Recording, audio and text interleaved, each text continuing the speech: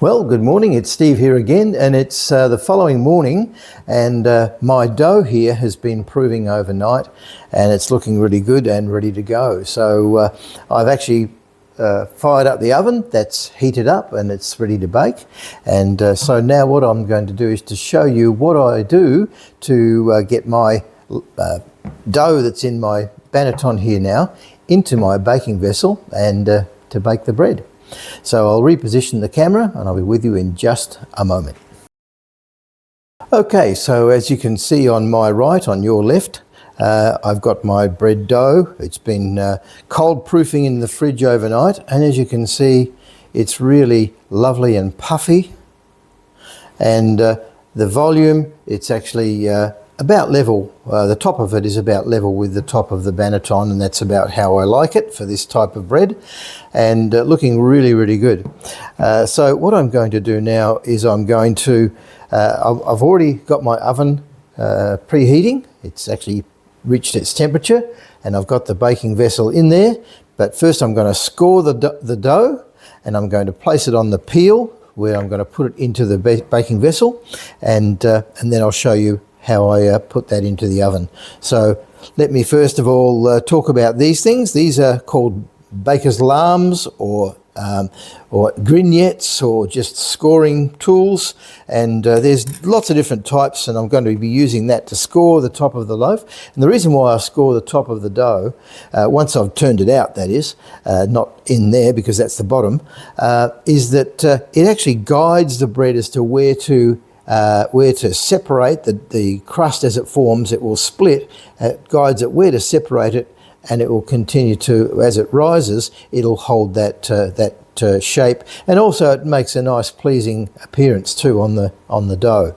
So the first thing is to get the dough out of here and onto this, which is going to form the lining for my bread, and then put it into the in this case, I've got a terracotta baker, which I showed you, and we're going to do that now.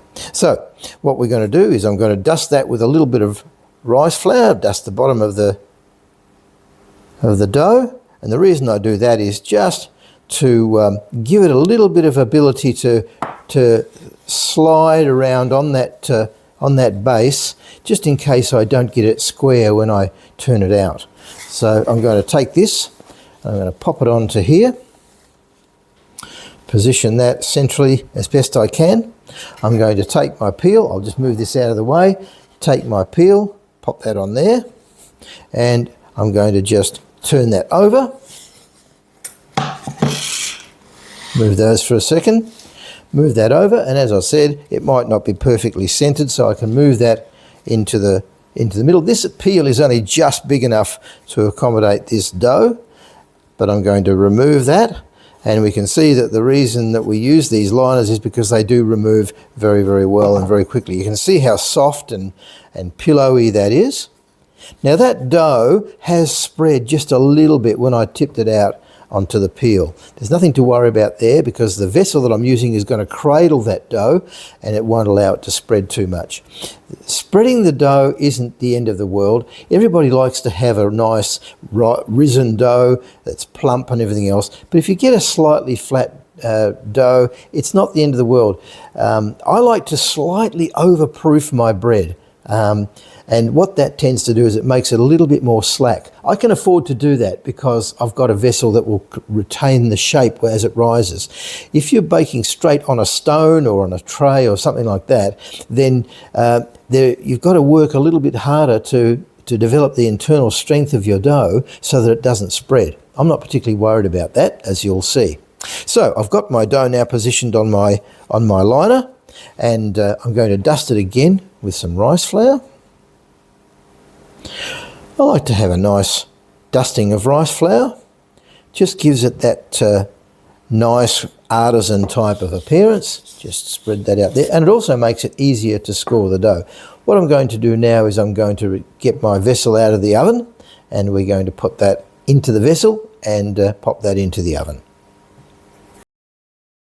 Okay, so we now have that vessel, the pot ready for the dough to go into, and you can see that the size of that dough is almost perfect for the size of the container. And that's what you want to try to achieve when you're baking, is to use baking vessels that house the dough that you're putting in there pretty well perfectly. Of course, there can be different sizes of doughs I can put in here, but I like to scale my dough size to fit my baking vessel. It just works so well. Now, we're going to score that. So I'm going to use, my favourite one at the moment is a scalpel. I don't know, maybe it's a mischievous nature of mine, I don't know, but the scalpel works pretty well. I'm just going to give it a single score, straight down the top, and it's going to be off to one side, and I'm just going to give it a single score, maybe tidy that up just a fraction, and then I'm going to carefully slide that without touching that pot, of course. Pop my gloves on, and you can see that liner actually suits the shape of that dough really well. Give it a little bit of a shake to position it, and I'm going to pop that into the oven now to bake.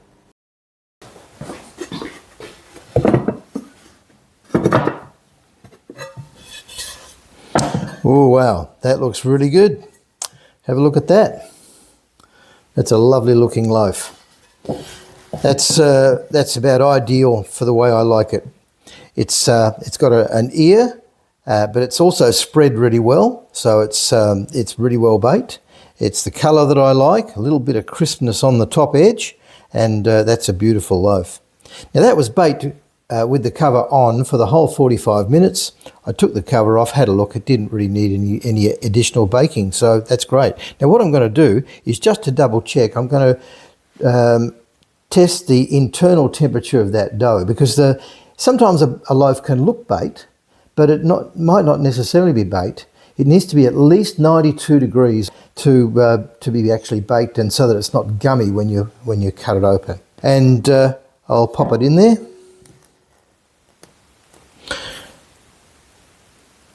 And it's immediately come up to 96, 97 degrees, now 98. And that's about where it stops. So that's about perfect. You can't get it any better baked inside than that. It needs to be at least 92, but 98 is even better. So that's perfectly baked. It's a nice golden. It could go a little bit darker, I suppose, but I've got that really nice white looking finish on it, which I like, with the rice flour, and that's a great loaf. So I'm going to turn this out.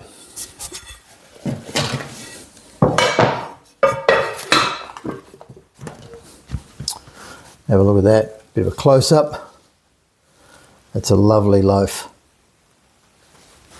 And sounds hollow, which it should do, and it's really, really nice. And the smell is just divine. There's nothing better than being able to wake up early in the morning and take out a loaf of bread to bake, and have your house filled with that beautiful aroma of freshly baked bread. So that's great. We're going to now allow that to cool. I've actually got to slice this loaf for this lady, but I've got to let it cool for at least half to 3/4 of an hour before I slice it. Otherwise, it doesn't slice very well. And so I'll see you soon. Okay, now I've got to record this last bit from my phone direct rather than through a microphone, because my microphone ran out of power. So I haven't got time to wait, because I've got to slice this bread and get it to my customer. So I just want to show you the slicer that I use. It's a Philips portable slicer. It all folds up. It's a beautiful slicer, and it slices any thickness that you want up to about 20 millimeters, so, or just about 3/4 of an inch. So it's a really good slicer, great for meat and for everything. But I'll slice a few slices, and then I'll show you the interior of the loaf, just to show you how it turned out.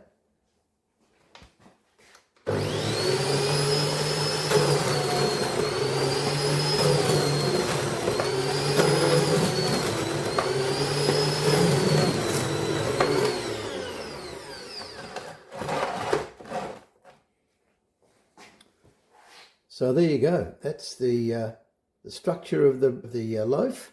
Beautiful. It's just exactly as I like it. This has turned out really well, and this customer's going to love that.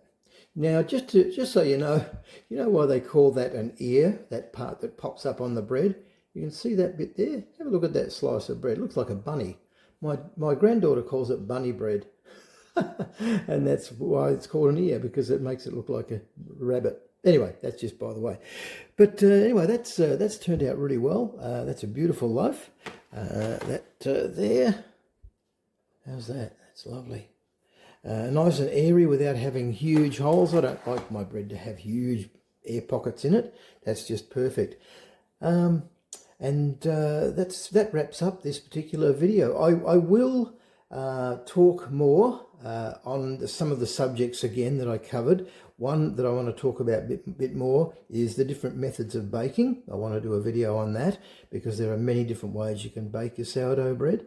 And I also want to talk about shaping a little bit more. And I will go over some other ground as well, those things that I think of that maybe I should have been a bit more, given a bit more clarification to. But anyway, that's the end of this video, and look forward to seeing you in the next video, whenever that is. Try to get one up about every week. I will start to also cover some different recipes and things like that.